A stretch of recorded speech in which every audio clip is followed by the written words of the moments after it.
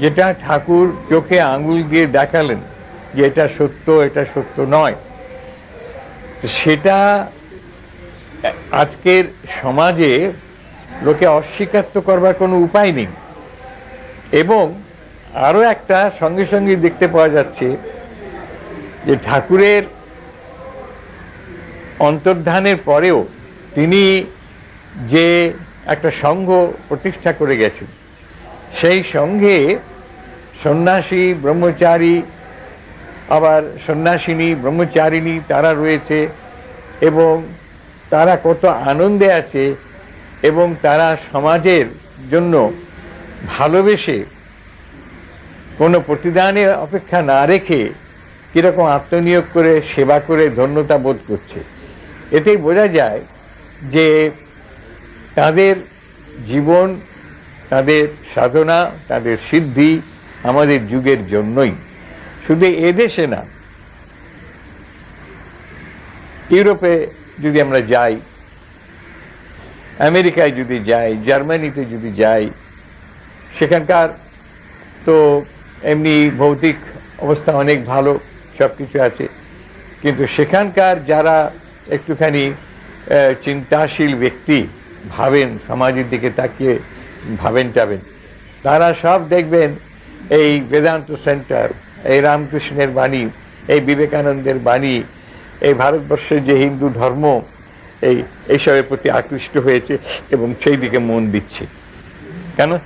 এই পথই হচ্ছে শান্তির পথ, এই পথ হচ্ছে ঠিক ঠিক আনন্দের পথ। আর এর সঙ্গে ঠাকুর তো বিবাহ করেছেন, যখন প্রয়োজন মতো সংসারে সব বলে দিল, বিয়ে করতে বিয়ে করলেন। সঙ্গে মা শারদা, জীবনটা পড়ে দেখুন দেখি, শারদা মার যে জীবন, এ তো ভালো করে একটু পড়লেই চোখ বন্ধ হয়ে যাবে একবারে।